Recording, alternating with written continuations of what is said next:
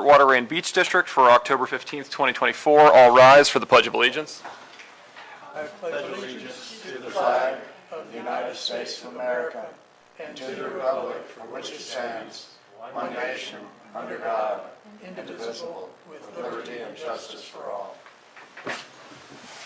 Would any commissioner like to offer an invocation? Anyone? Tom? Let us pray. Dear Father in heaven, we come to you asking for guidance. We're asking for you to guide us in the right directions to provide the best facilities for Port Waterway and Beach and for all of the communities involved. We ask this in your name. Amen. Amen. Thank you. Roll call. Commissioner Rivers. Here. Commissioner Way. Here. Commissioner Brown. Here. Commissioner Bender. Here. Next up is adoption and approval of agenda. Do any commissioners have any modifications they'd like to make to the agenda as written? Hearing nothing, do I have a motion to approve? I move we approve. So moved. Second. Second. All in favor? Aye. Next is public comment. We have no members of the public present, but we have plenty of government representatives, and now it is government representative comment.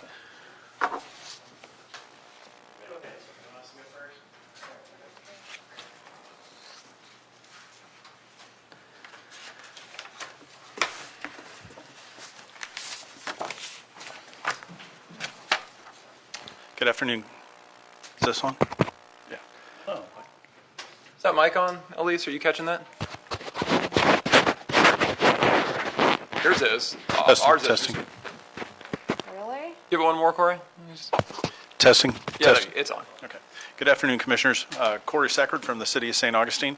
Today I'm proud to be joined by our Mayor, Nancy Sykes-Klein, our City Manager, David Burcham, and our Harbor Master, Eric Malden. As circumstances turn out, we're here due to the hurricanes, and I was going to give you actually a brief on the last storm funding that the port presented the City of St. Augustine, and unfortunately, due to FEMA funding that we solicited to chase down repairs to the last ask we had of the port. There's been a delay in their repayment, but the good news is the fact that our grants administrator has chased down funding in areas that we thought we were not going to be approved for, and therefore we have some good news in the fact that the port gave us a grant 2 years ago in the amount of $250,000, and the spend amount of what the city was able to recover from FEMA reduced that to only $124,000. At $124,830.09, which means that once the repayments come in, we will be returning to the port $125,000, $169.91. That is due, like I said, due to the work of our grants administrator in chasing that additional funding, which at the time wasn't available when we made the ask from the Port Waterway and Beach District Commission, but was available and the city pursued it. That said, we did sustain some significant damage during the last two storms. The city did not receive enough damage during Hurricane Helene, but did sustain some damage to our infrastructure. Following Helene, of course, everyone's aware of Hurricane Milton come through, and we've suffered some additional damages. Now, before I go into before you, I have presented an application that I would like to respectfully request to add to next month's Port Waterway and Beach District agenda. But I would like to have our Harbor Master, Eric Malden, go over some of the temporary and long-term damages and program that he's put together to get us on the road back to health and safety. And then after he's completed, I want to go over our strategies to utilize. As you all know, that when we work with the port to remove derelict vessels, we utilize both money from the Florida Inland Navigation District, the FWC, and of course, the generous donations from the Port Waterway and Beach District. So we aggressively manage our funders as funding is available, and I'll give you our strategies going forward and how we're going to get ourselves back to health at the marina. Good evening, Commissioners. Eric Malden, Harbor Master of San Jose Municipal Marina. I'm going to quickly kind of show you a video, if this will play, of what it was like at the marina. This is a vantage point from the Bridge of Lions. Oh, that's the wrong. That was last time's. Let's see, here it is down here.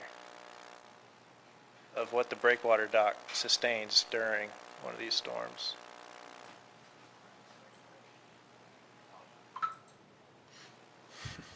So this was at 5 a.m. Josh and Chris were hanging out on top of the bridge and sent this to me. You can see the conditions and the swells that come in and what that dock handles. That was 5 in the morning, That was 5 in the morning. so it wasn't even high tide.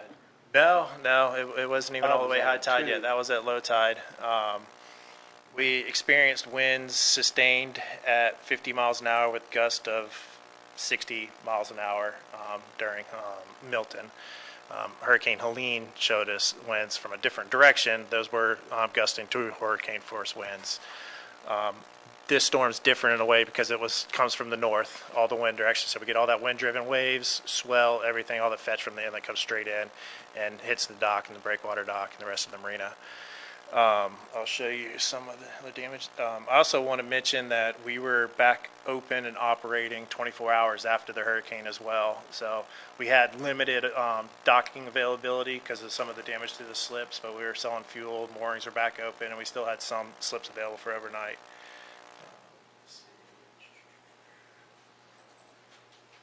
This is going to show you kind of where we have damages.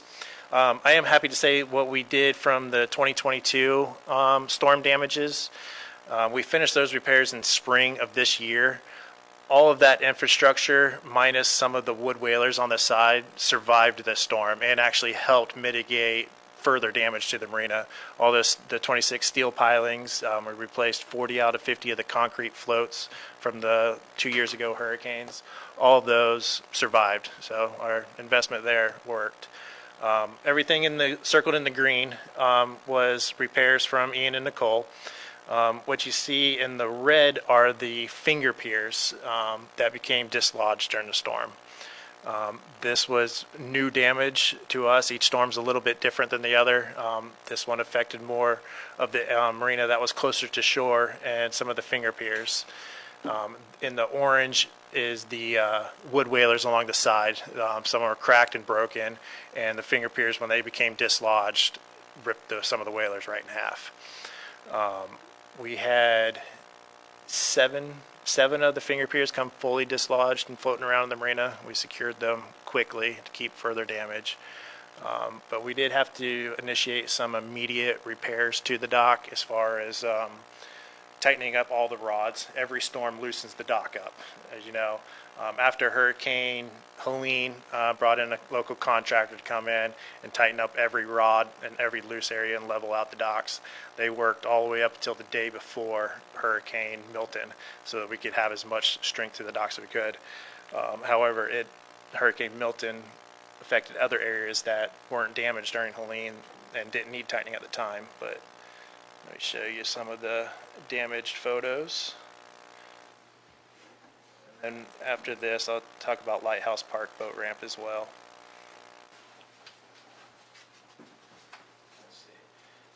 So you can see the breakwater dock here. This was about 9 a.m. in the morning. The winds had lightened down some, but you can still kind of see that snaking action of what the dock occurs. Here is where a finger pier used to be in the Powell Guide at the end. These are the finger piers that are broken off of the breakwater dock. When they break, they turn upside down. Here's some of the damage, and when those finger piers become dislodged, they'll run into other items in the marina, such as this finger pier got hit by another finger pier, causing more damage. So we try to secure those as fast as we can. Another finger pier damaged.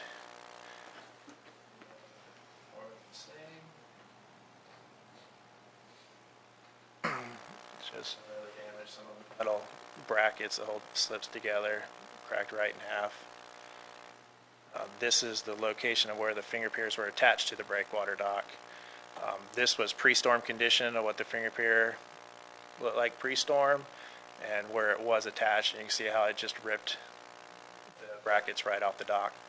And all this hardware was new hardware from when we had replaced part of the breakwater dock.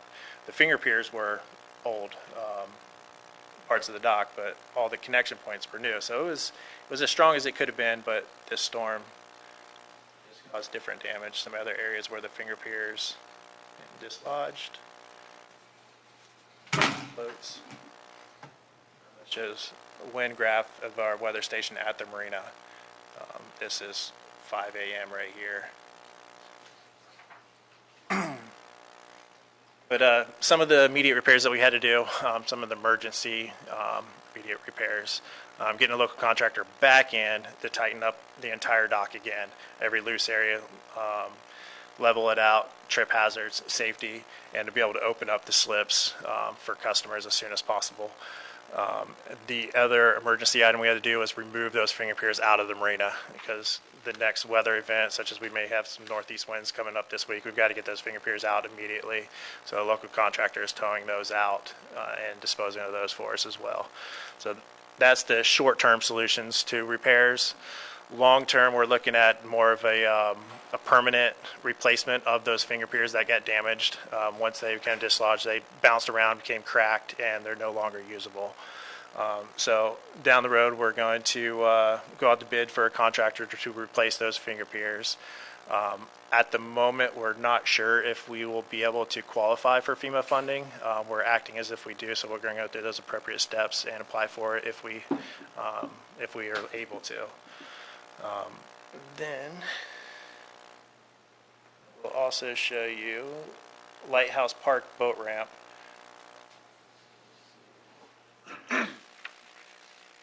The Lighthouse Park boat ramp, the main damages here, the concrete floats are okay. They're still level, but the wood and the rods that run through them became damaged.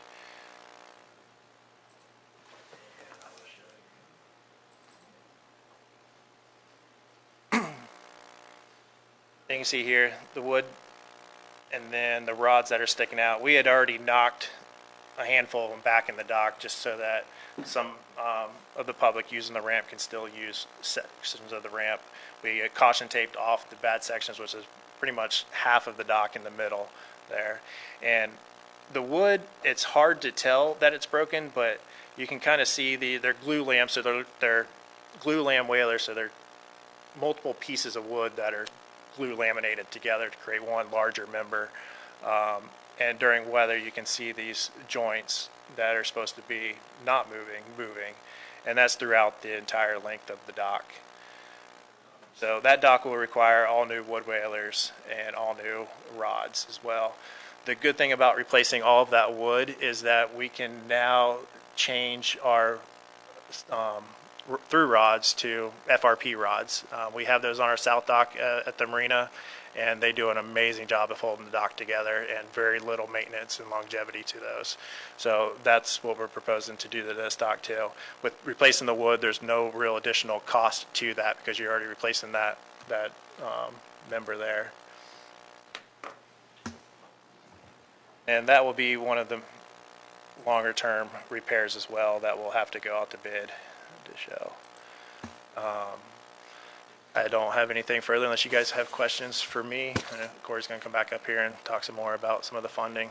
You just have like a ramp bracket that holds the finger pier to the main dock. Yeah, a tri-frame bracket that holds it to the main Are those bracket. galvanized or are they stainless? They're stainless. Stainless steel, yes. Lost those too? Yeah, it snapped them right in half and pulled them off. And then once one of them failed, the other one took all the load, and then it broke that one. And then the pile guide was the last thing, but it turned it in the current, which then ripped the pile guide off. Did it mangle them, or they just sit No, on the yeah, bottom?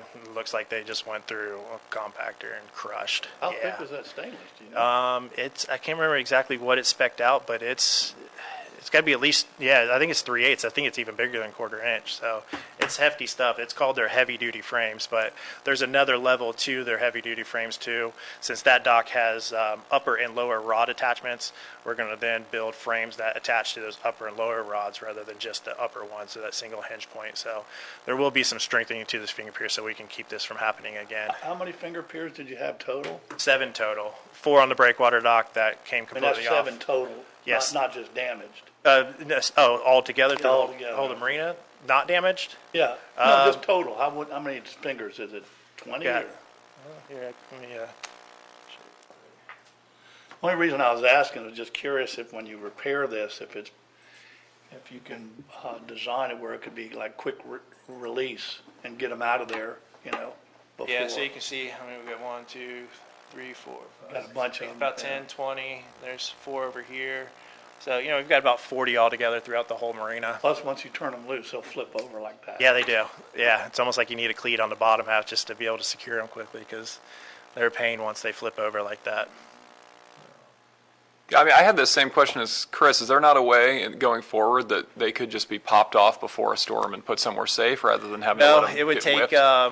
the time frame of mobilizing a contractor. I mean, there's steps where we could possibly have a retainer, something the contractor set forth before the storm, as long as the storm isn't like immediate, and take those off. But then once you do, you either have to pick them up with the crane and set them on shore, so logistically trying to get the crane and Okay. access to all that stuff. Right. Or the only other option would be to tow them to another site, but then that usually involves another crane at another site Okay. to take them off. So. Plus, you gotta lash them together so they don't flip. Yeah, over. well, as you can see from the one picture, I can pull it back up, but we did have the one that is closest to shore, you got the real long dock closest to shore, and then the little guy right in between by the green mark.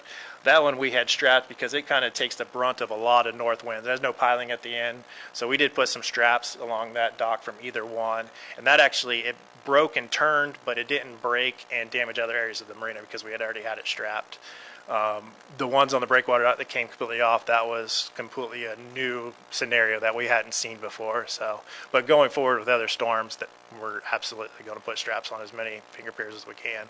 Are there other opportunities here to, because when y'all replaced that Yes. breakwater a couple years ago, we didn't just replace it, made it stronger, like Yes. hardened it. Yeah.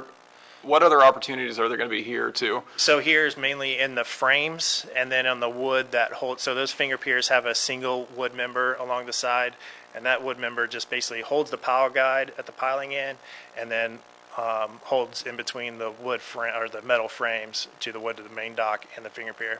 Those are a single piece. We're now going to double those and overlap the joints on it, do a double notch box pile guide frame, and then down at the pile guide as well, that'll be a double-sided whaler on either end. So it'll be a lot stronger. Probably some of the strongest finger piers we'll have in the marina, honestly. Okay. And Yeah. for the rest of them, just wait until those ones Yeah, break unfortunately, before- our general maintenance of as soon as we see something loose, getting there and putting a wrench on it right away. And that's the thing, is trying to keep everything as tight as much as you can. So each storm we learn a little bit more, and that's something that we learned from this storm was those finger piers, and we adjust accordingly to each one so that we don't come across that again to the next storm. I was not completely clear from this application. Corey, maybe you are in a better position to answer that. Is he still? Oh, there he is. Would repairs to Lighthouse Park, is that included in this ask? Like that's Yes, it is. All inclusive? That's Okay. included in this ask also. And that 124 that you're giving back to us, The 124 is what we ended up utilizing for the spend. We're going to give back to the port approximately just over $125,000. We're in a holding pattern because of our FEMA representative, unfortunately, through DEM, works remotely and was in the Appalachians during Helene. And as we reached out, unfortunately, it was kind of embarrassing because we reached out to find out, hey, how can we move this forward so we can go ahead and liquidate these funds back? She's, unfortunately, she's suffered some losses herself, and she said it was her first day of work. So we are actively engaging as our strategies, is to utilize as many funding opportunities as possible to maintain that recreational commercial access, which is, the cornerstone of the city of St. Augustine itself, with both either at the Lighthouse Boat Ramp and, of course, our municipal marina. If you're done with the questions for Eric on the repair side of it, I can go into our strategies on what we're looking to do going forward, if you like. Yeah, that'd be. You obviously don't have an estimate on what all this is gonna cost to repair. Yeah. Oh, you do? In there you'll find. 2 million. Yeah, right? 2 million. It's not an exact number. Some of it is and some of it isn't, but it is a very, very close number to what it's going to cost. That is multiple things. It's Lighthouse Park boat ramp. It is about $150,000 that we sustained during Helene, and then also the remainder from Hurricane Milton too. So it's those 2 storms and 3 different, or I'd say 2 sites, 2 storms, but kind of 3 different projects there. And then also too, with this dock, on why it's important that we continue to maintain it and repair it. We have American Cruise Lines that visits us 10 times a year, every winter. They dock on that far outside. We're actively starting to tighten up this dock right now so that we can make a safe walkway so that we can still dock them for this winter and in the spring. We also have the now Victoria Foundation bringing another Spanish tall ship in. They tentatively we're going to be bringing it in this coming week. We've since delayed that till roughly about the beginning of November for now until we can get the dock secured. But those are some of the large items that the public really enjoys seeing at the marina, along with our 10,000 plus visitors we get every year for our transient business and long-term business, and our own in-house commercial merchants, the Scenic Cruise, Black Raven.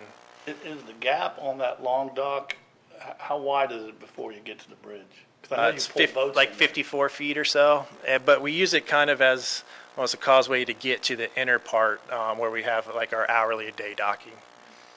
I was just wondering if they could maybe put some riprap in there to protect. I know you're using the dock as a, Yeah, I would love to have another barrier in front of that. I just don't know how permanent that's going to be possible to put something else in the water where it doesn't affect the tidal flow and the currents with the bridge.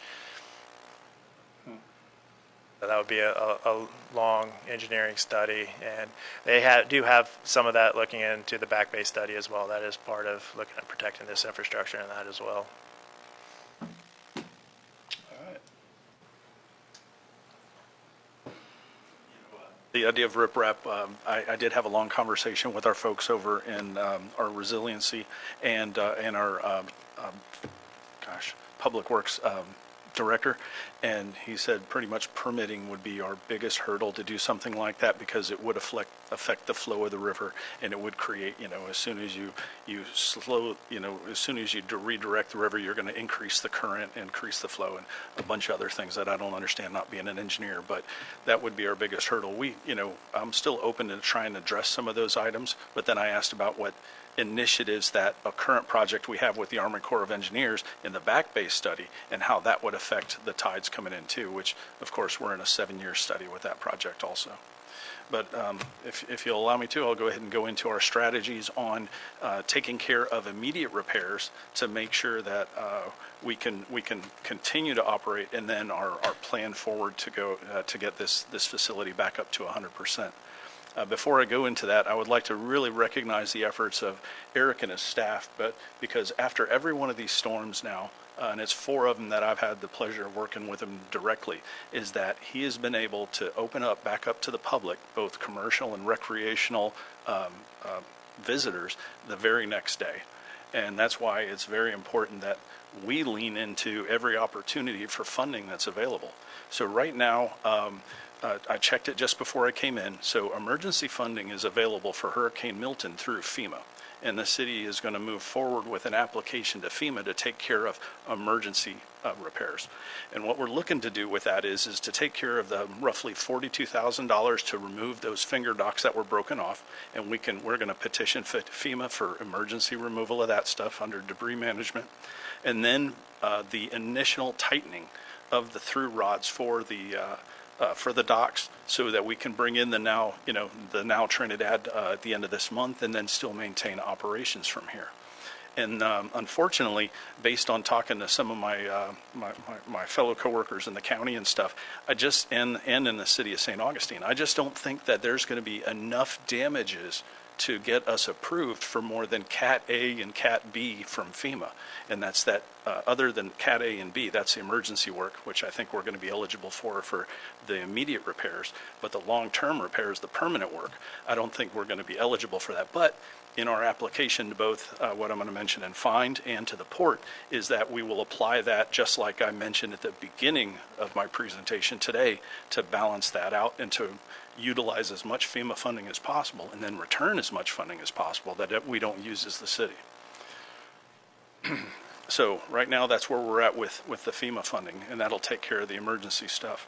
We're hopeful, but doubtful that it'll come through, but we'll let you know as more determinations come in. They're still in their preliminary damage assessments, but I'm proud of our staff being able to pull this stuff together to give you something to think, to review, and then we can come back next month and answer any other questions that may come up. Additionally, we reached out to Carl Blow in the Florida Inland Navigation District, and we were fortunate enough to get on their agenda, which for this coming Friday, and they're in Fernandina Beach, having their monthly meeting, and we have an application into the Inland Navigation District, which we'll be presenting this Friday. We're going to ask them for some assistance in repairs and pretty much give them the exact information we've just given you now. There, I think that's all of the funding that we're chasing right now. If I can have a moment to see if Mayor Sykes-Klein would like to speak to the commission. Is there an amount that you need to make the emergency repairs short of waiting on FEMA? So no, again, that goes to the strategy, is the fact that I'm not confident that FEMA was going to come through for permanent repairs. The city has been able to move forward with having funding codes for the emergency repairs, and we're able to push through that. And I'm pretty confident that that's going to come back through because that's already been guaranteed on the FEMA website. We just have to do the administrative process to get the paperwork going, and that that takes a substantial amount of time. For me, is the long-term and health benefits of having the lighthouse boat ramp back up and operational, and not only temporary, and the same thing with the marina, is to maintain that commercial and recreational, access to our public waterways. It goes back to the culture of the founding of our city some 459 years ago. So our goal is to apply our ask probably most to the full repairs to bring us back. Sure. Thank you. Well, yeah, as we know, this was not an agenda item, so we can't vote on it, but it'll be top of our agenda for the November meeting. Did any commissioners have anything else they wanted to add? No? Mayor Sykes-Klein, do you want to speak? They dragged you all the way down here. I'll say hello. Hi, Chris. Good to see you. Chris is my neighbor. We always appreciate your cooperation and really depend on you. You know how important these assets are to us. The marina is so important to us as well as you, as well as the lighthouse dock. So we appreciate your cooperation. I know staff works really hard to be efficient and to really know the ropes, so to speak, of how to get the grants and leverage all those, so as you can see. But, so I think they're doing a great job, and I hope you'll help us out. Thank you. Thank you. Mr. Bertram, did you want to come speak? It's a much more amiable environment than it was the last time you were here. I think you'll. That was very memorable. I wonder how Sam's doing these days. I just wanted to say thank you so much for allowing us to appear before you today, and we respectfully request your help and just appreciate everything you do. Thank you so much. Yeah, well, we'll look forward to voting on that next month. Obviously, that's not a foregone conclusion, but I will say that this, as last time, seems to be sort of, you can't find a project that is more central to what the Port District is supposed to be spending money on, so I have every confidence that we'll find some way to help you all out. So thanks so much for putting together a great report, and I believe that takes us on to any other government representatives. I do have one more thing. Oh, sure. Just real quick, I know you're going to talk about it later about the channel markers in Salt Run. We did have additional damage from the storm, took a few others out, so there'll have to be another assessment of those channel markers on what we really have in and out. That reminds me of the permission for us to purchase those. Oh, yeah, that's on Temporary. new business. Yeah, it's on the agenda. But just want to let you know, there's additionals that do need replacing in there as well. Okay. I may call you, well, Yeah. because if we pull the trigger and order the stuff. Yeah. I just as soon ship it straight to you. Yeah, absolutely. Ship it straight to the marina. Yeah, yep. Yeah, just give me a call when you're at that point and we'll set it up. Great. Thank you. Thank you.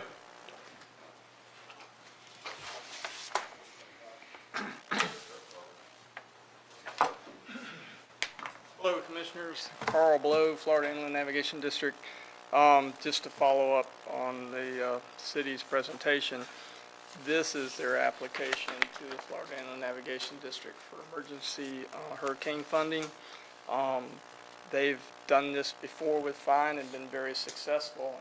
And what I was impressed with was that they actually were able to reimburse some of the money to us, just as Corey, was talking about earlier. Of course, keep in mind, FEMA is basically an insurance company, so those reimbursements take a long time. I will say that compared to other municipalities, the city, to me, has one of the best FEMA consultants around compared to some of the other counties I've seen, so I'm optimistic that, I know Corey's not optimistic, but I have a lot of faith in them that they may actually get some FEMA money back. So, but anyway, this is their application to fine, and our board meeting for this month happens to be in Fernandina. Of course, you guys are all invited if you want to come up for see what we do. As Corey said, they're asking for $500,000 from fine. We carry a hurricane grant line item in our budget. I just looked at the numbers, and we added $400,000 to it this year. We had a carryover from the previous fiscal year, and if I'm doing my calculations right, we should have roughly about maybe $3.2 million available. What I'm optimistic about is that, obviously we know Hurricane Milton crossed the state and exited in kind of southern Brevard County. So basically, I think it's important that the city moved as fast as they did so that we can submit this at this particular meeting, so that the city will be the first in line for grant funding, because my guess is, obviously Milton probably did a lot of damage in Brevard County and counties south of there. So, and actually, I hate to say it, but we're down one commissioner. Our commissioner, who was a super great guy, Jerry Sampson for Brevard County, passed away. So Brevard County doesn't have a fine commissioner right now.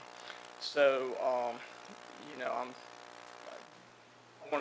I hate to say it, I'm taking advantage of that situation so that we're, there first. Mm-hmm. So anyway, that's what's up with fine, and so I'm optimistic that, that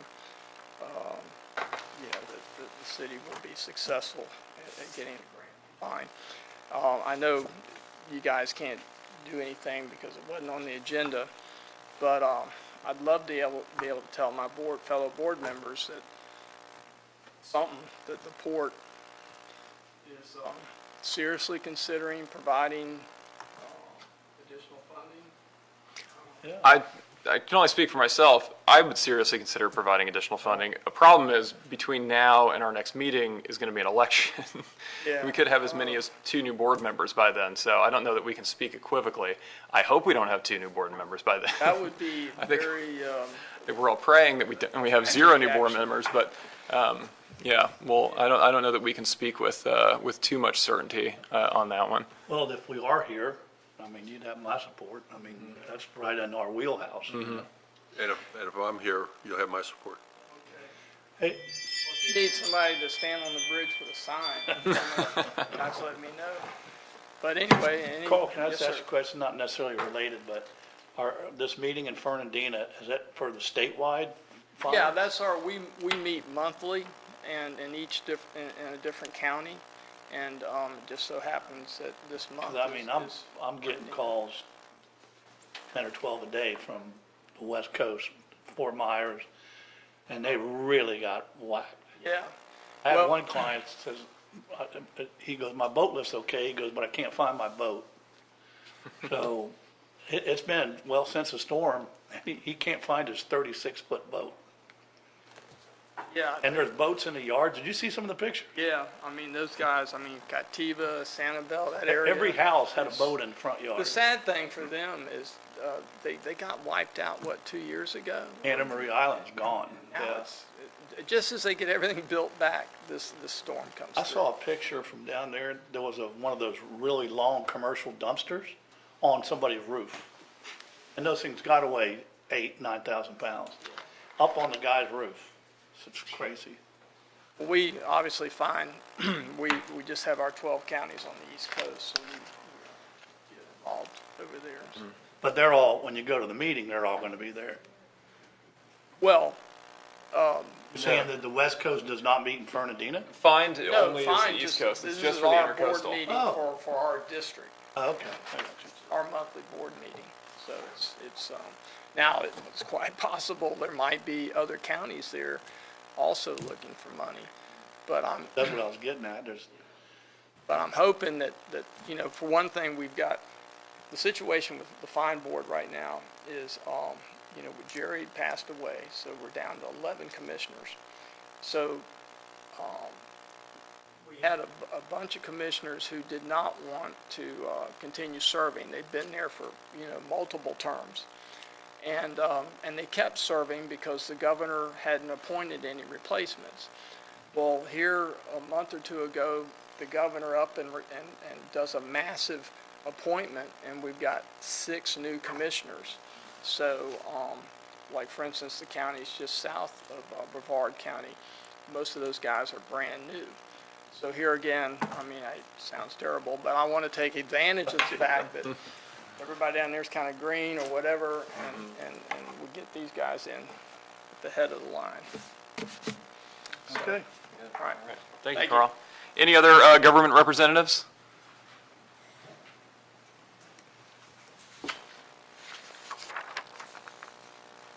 You're here for the submarine. Parking it at your house. Chris Passetti, St. Augustine Fire Department. Josh Underwood, the Sheriff's Office. First, want to start out by echoing what Corey said about Eric.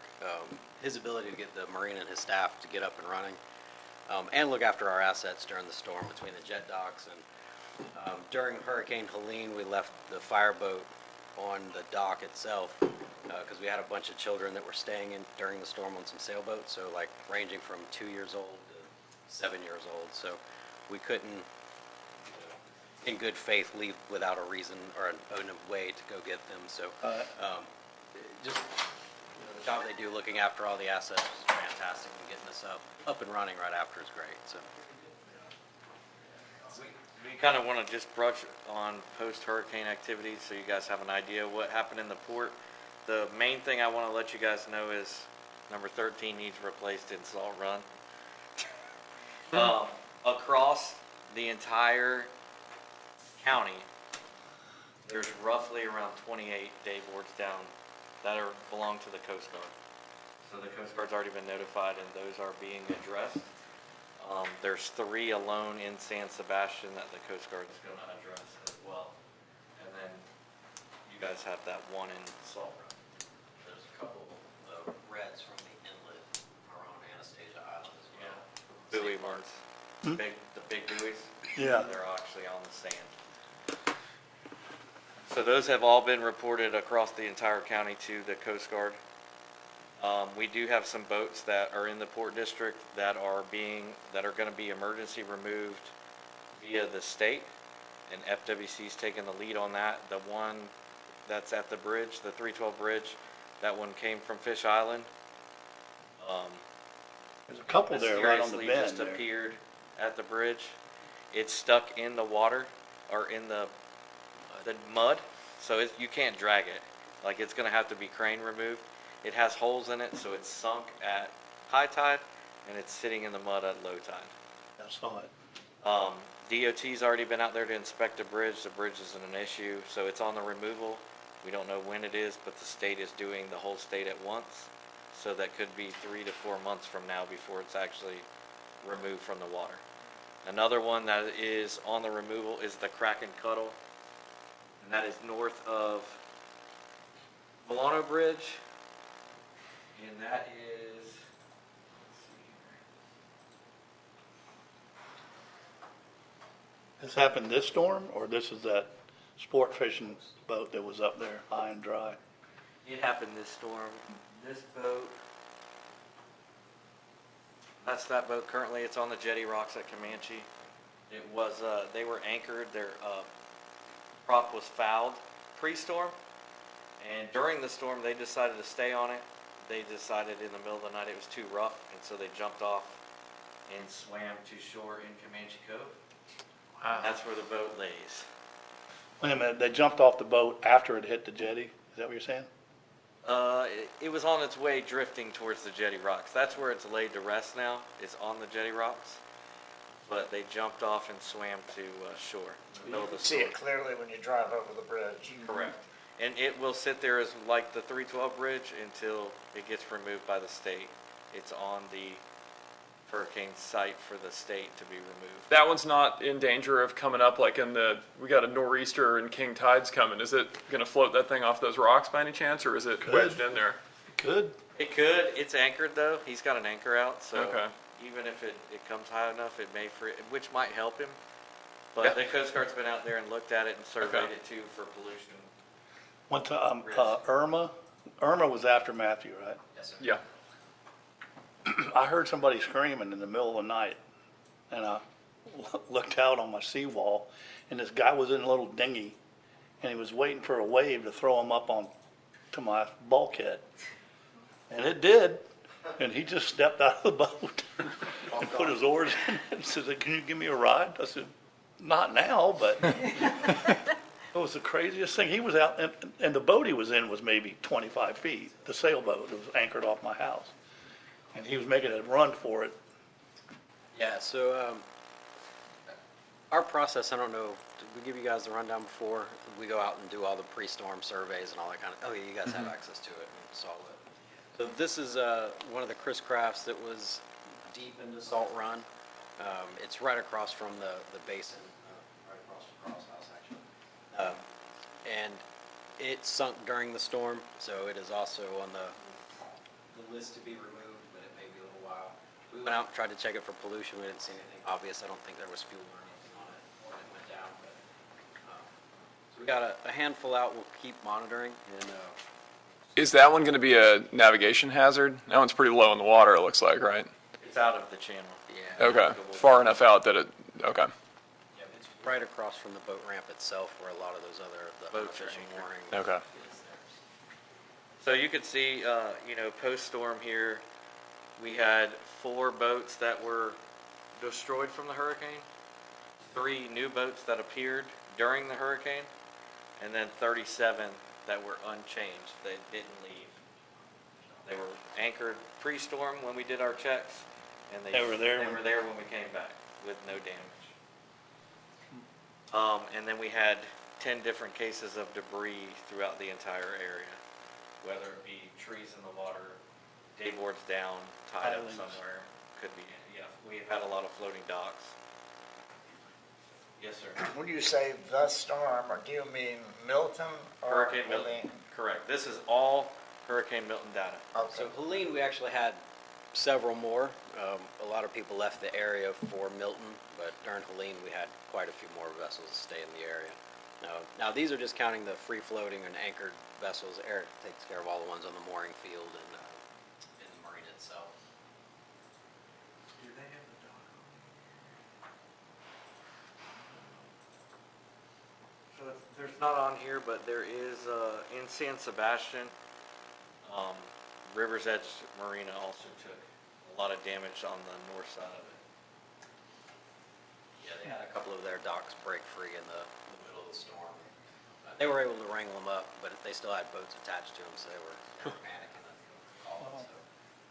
I think overall we got pretty lucky. Yes, sir. We agree. We've been very fortunate, even as bad as Matthew was, you know, that, I think it's 32 miles that it wobbled offshore. Yeah. I don't think anyone really understands how much that helped us. This is another damaged boat. This was down by Matanzas Inlet in the Port District, down towards the fort. And post Hurricane Milton, the boat is on the rocks and it is deemed destroyed due to the damage to the hull. So it will also be on the removal list to be pulled. And that's all I have, unless you guys have questions for us. I don't think so, no. We'll hold off for the submarine probably next. Okay. Follow up then. All right, thank you, folks. I believe that's every government representative here, so that should bring us to the Secretary Treasurer's report. Okay, this is the first, actually September was the end of the fiscal year. October 1st started the new year, so I have the new year starting. So basically, there wasn't a lot spent for October, except for the overtime. There was $2,700 spent to date. In Florida State Board of Administration, I went to the post office. That had not come in yet for the month of September, so that stays the same as last month, so it's $25,793.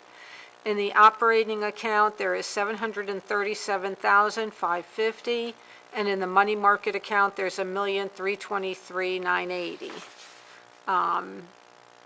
And there was we haven't received any taxes starting, well, we haven't received all our tax revenue, which we're still short $12,000. And we haven't gotten any of that yet. So that was prior. And that was it.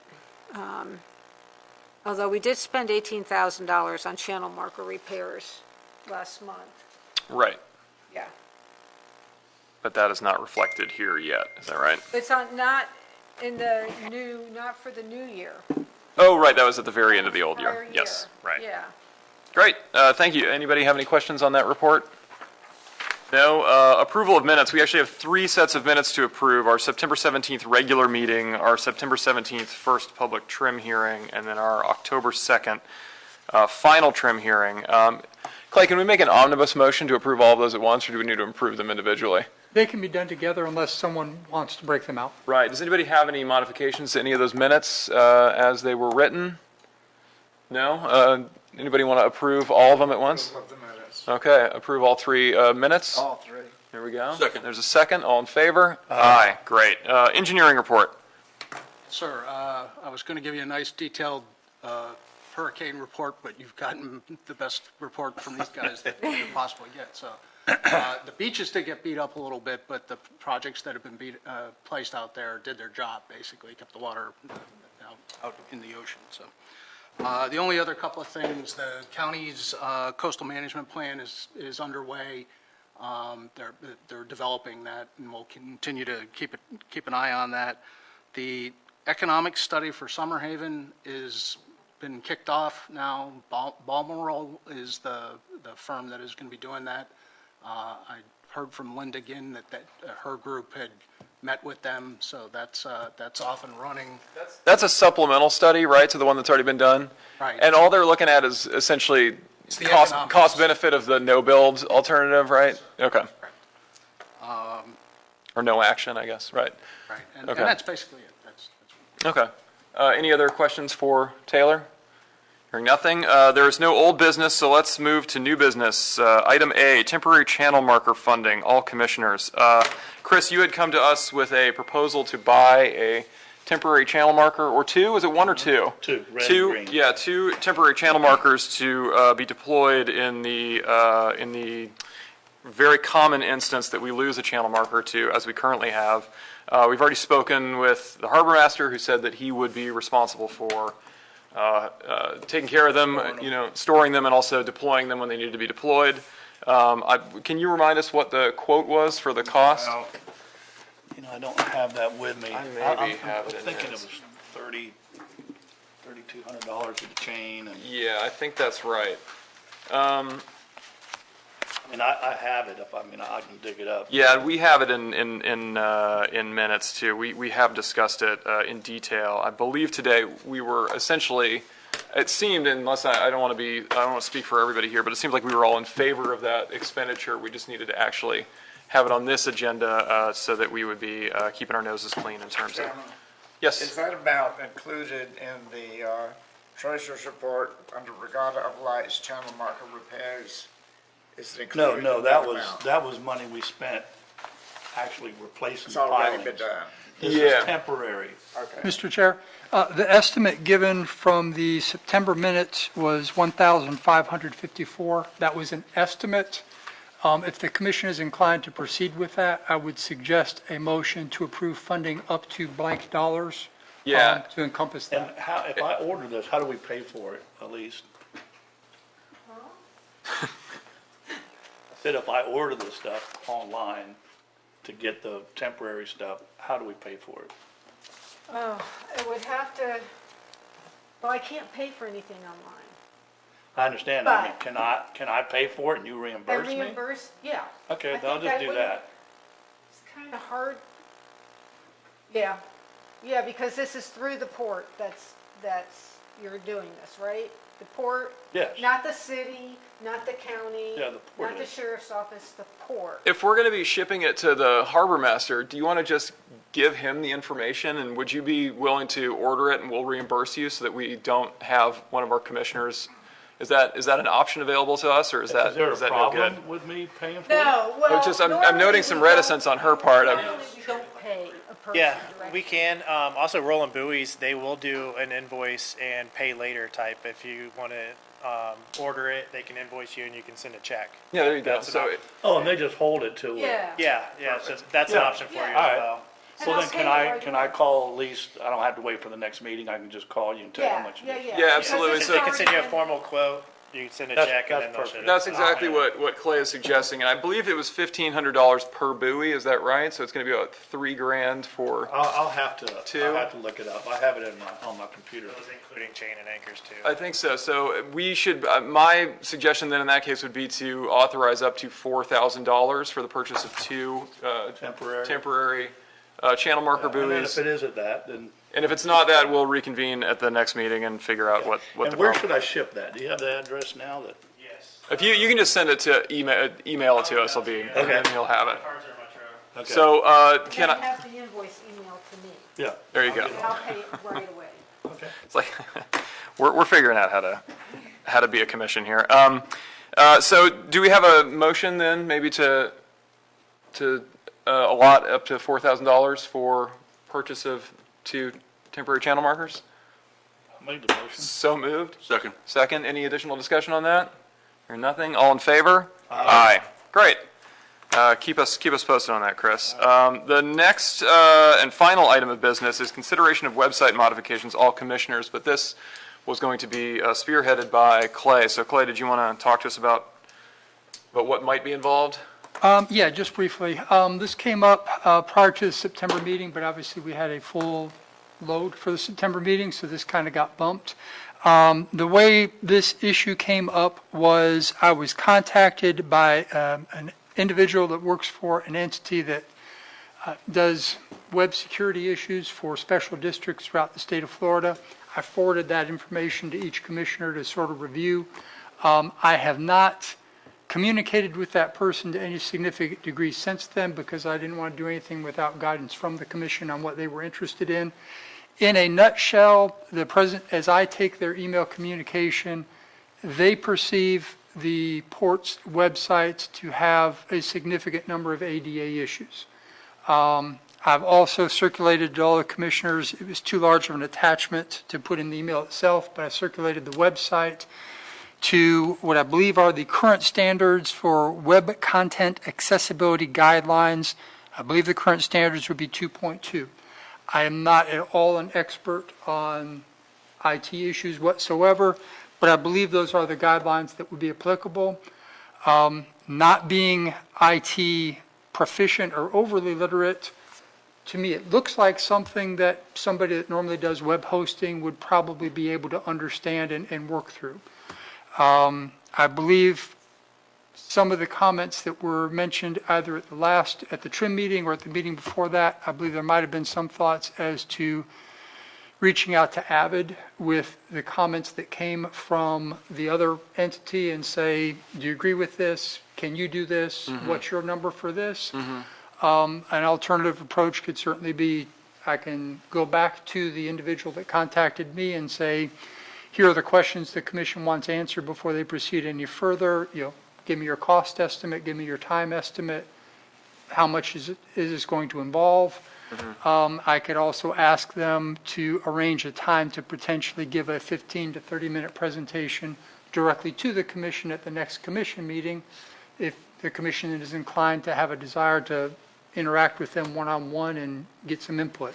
Well, Avid should Should know. Yeah, I'll- with Avid? I'll send an email to her at the end of this meeting and get her take, and maybe she can even come in and talk to us about it. But yes, I think that's probably the right way to do it, rather than. Before we talk to these other people, let's just get with Avid and say, what's the deal? What, do you know the ADA requirements, and see how they respond? Yeah, and I can, that's not an issue whatsoever. It's however the commission wishes to proceed.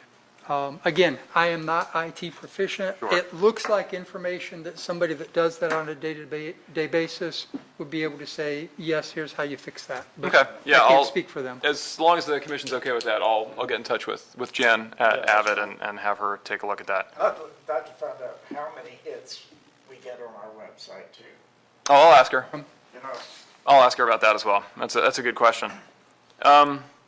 Good. That concludes new business. Public comment. There are no members of the public here unless any of you want to speak in your capacity as a member of the public. No. Comments by commissioners. Tom? nothing new, but everybody have a happy Halloween. Nothing? I want to address the elephant in the room. This mustache is for Halloween. It will not be here next month. That's a porn star mustache. Either this will not be here or this will not be here next month. We'll see. Nick? Nothing. Any? That's a good point, Carl. That's a very good point. Good. Well, there being no other business, our next meeting. Oh, sorry. Go ahead. Just one thing for clarification while we're still on the record. The timing was unique because of the storm just coming through, but am I correct in understanding that pursuant to the resolution that was passed earlier this year, Taylor should proceed with getting quotes for that one channel marker to present at the next commission meeting? Yes, I believe that is our procedure going forward. Multiple down, so you might have to do an assessment of what's there and what's not. We have one at the entrance and then that new one there. But there could be, I believe there's a second or third one. Okay. Do just full assessment. The one that the picture, One it's quoted just so bent far over, was it's number not, it didn't 13. snap, Yep. did it? Conkhouse has it on Just- their docs. I wanted to get your clarification. She's before we gone, go. yeah. Yes, sir. Next meeting? Our next meeting will be November the 19th, which is after the election. Good luck to both of our commissioners in their reelection bids.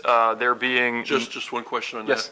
that. At one time, I thought we had to have the meeting within 10 days of November 5, because on my calendar I had November 15th, but I don't really care which day it is. The commission meeting is fine to be set as usual. The issue comes up, and I would have to double check the statute to know the exact timing as to whether or not a commissioner, if there's a change, probably can't say this, but I will say hopefully there isn't. But if there were a change and there was someone to be sworn in, I would just have to double check whether that could be done at the next meeting or whether we would have to wait for the meeting after that. But a commissioner-elect, so to speak, would still be able to be present at the meeting. The meeting could still occur. I would just have to double check as to whether they could be sworn in at that meeting. If there is no change, if the election has the same commissioners, it's moot. Got it. Good. Great, thank you. There being no other business, this meeting is adjourned. Thank you.